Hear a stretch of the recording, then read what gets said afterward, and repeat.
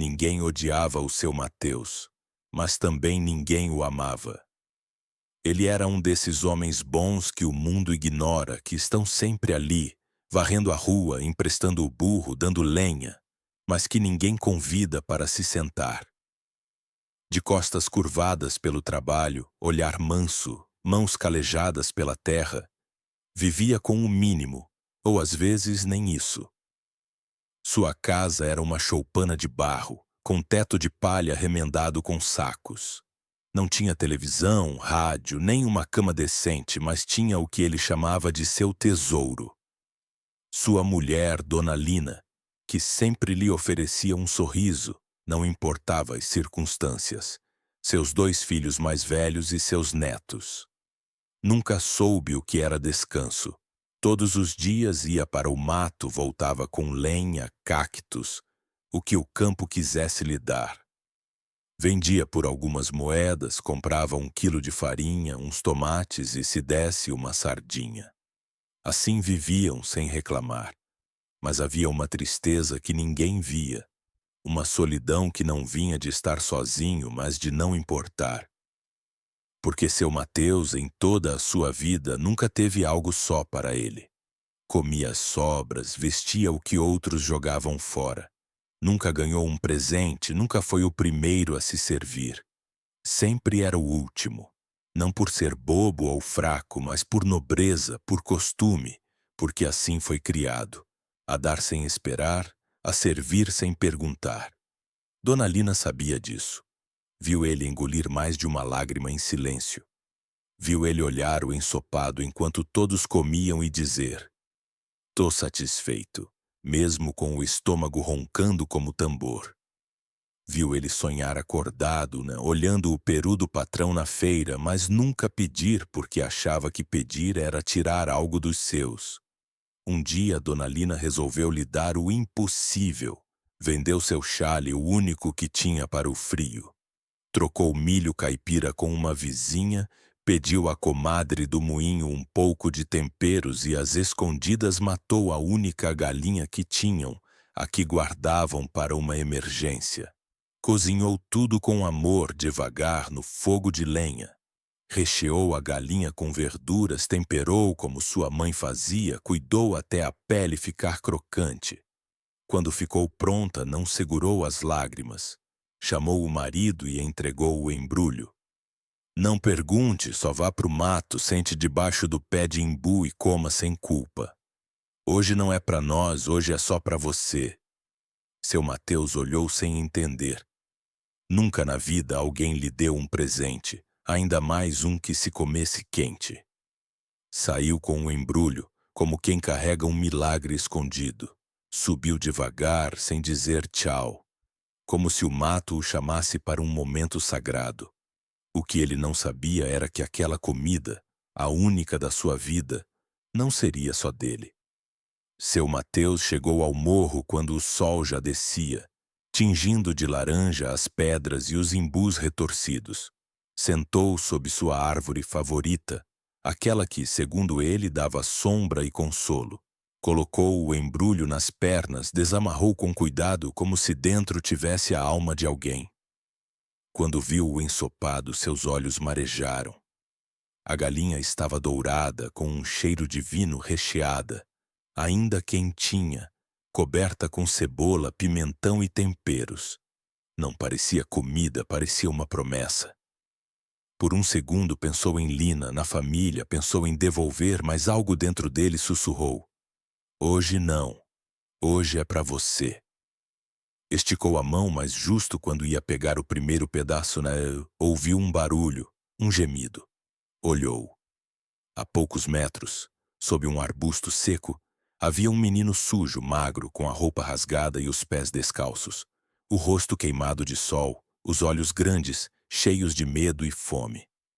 Seu Mateus ficou paralisado. O menino não disse nada, só olhava, como quem olha o pão na vitrine sem ter uma moeda. "Tá com fome?" perguntou, embora a resposta fosse óbvia. O menino baixou a cabeça. Seu Mateus engoliu em seco. Olhou a galinha. Era dele, pela primeira vez na vida. Só dele. Ninguém pediu, ninguém cobrou. Só uma vez, só uma. Ele queria comer sem dividir, sem ceder, sem ser o último. Mas o silêncio do menino era como um grito. Ele não foi criado para virar a cara. Suspirou fundo, pegou a faca, cortou a galinha em 2 partes e deu a maior.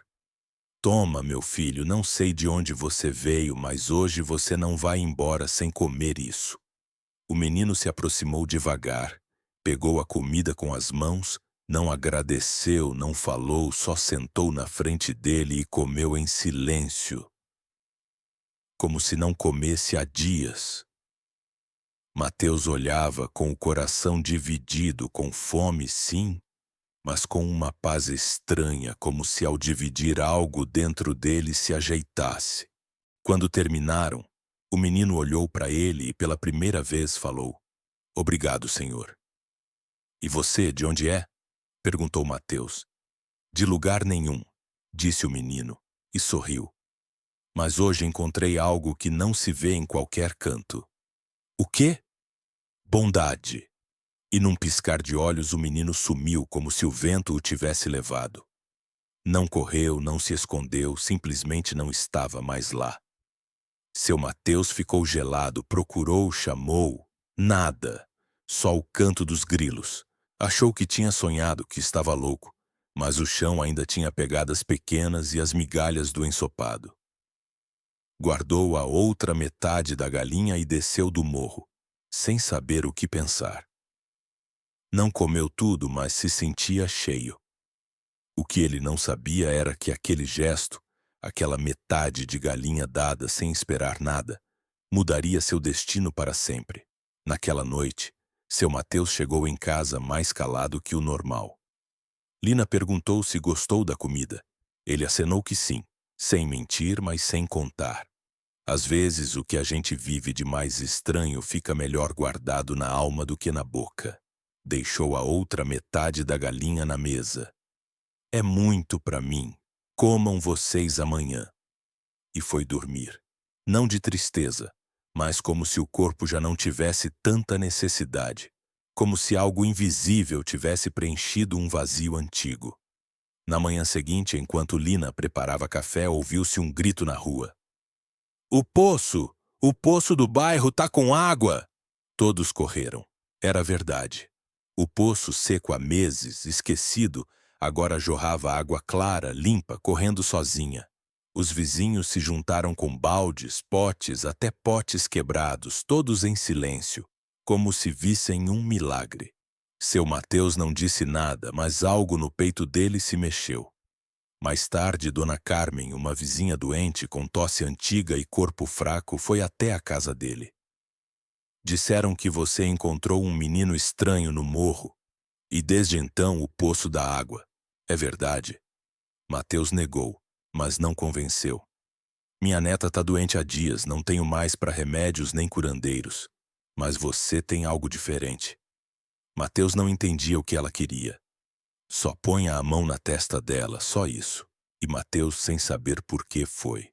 Sentou ao lado da menina, acariciou sua testa e, na mente, só repetiu uma oração silenciosa.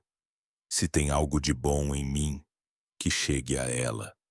No dia seguinte, a menina acordou sem febre, brincando, comendo, e o boato correu. "Seu Mateus cura. Ele tem o dom." Disseram que um anjo disfarçado de menino apareceu para ele. Mateus negava, mas o povo insistia. Logo começaram a chegar de outros vilarejos. Velhos com dores, crianças com tosse, mulheres grávidas.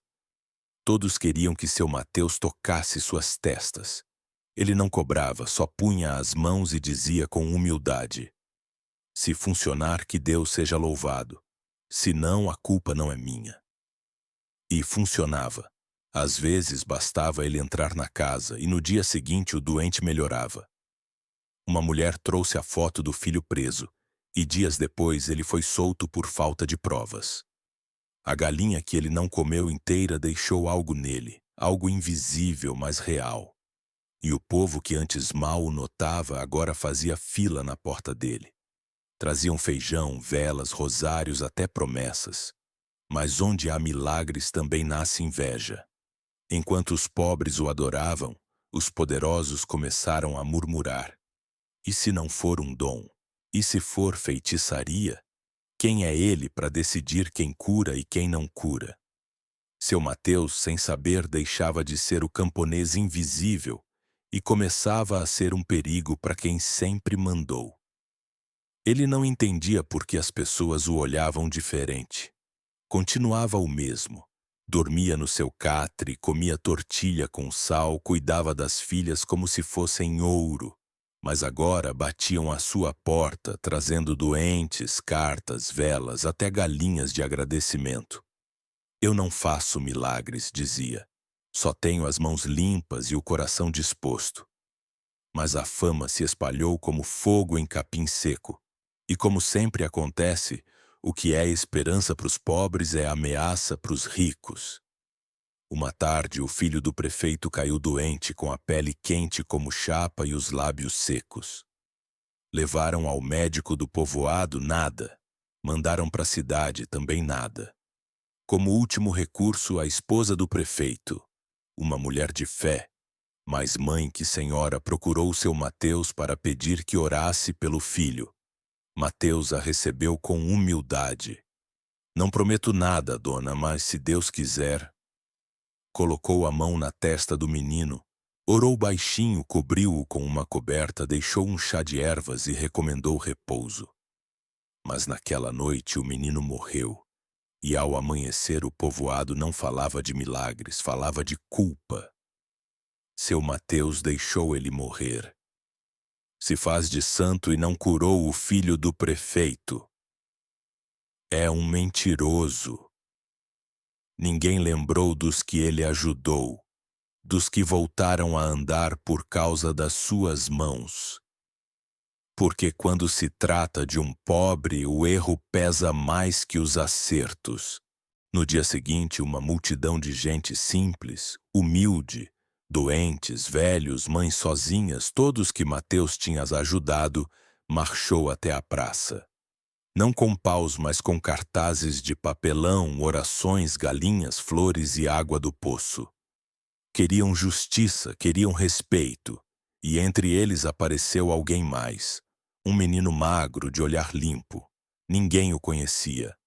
Ele se aproximou da grade onde Mateus estava preso e disse com voz clara: ele me deu comida quando eu não tinha nada, e isso vale mais que qualquer lei. Seu Mateus passou 2 noites preso numa cela de adobe. Deram-lhe água suja, um pedaço de tortilha velha e as costas de todos que antes beijavam suas mãos. Ele não chorou, não amaldiçoou, só fechava os olhos e pensava na família e na galinha que nunca terminou de comer. Enquanto isso, Lina não parou. Bateu em portas, se ajoelhou nas calçadas, juntou assinaturas, juntou gente. Esqueceram? Não lembram quem ele curou? Vocês, os filhos de vocês. E o povo aos poucos foi acordando daquele medo que a autoridade sempre põe no peito dos pobres. No 3º dia não cabia mais uma alma na frente da delegacia. Não eram revoltosos. Eram mães, idosos, crianças com muletas levando flores, cartazes de papel pardo e o mais forte que tinham: o silêncio. Porque às vezes o silêncio de um povo que entendeu pesa mais que qualquer grito.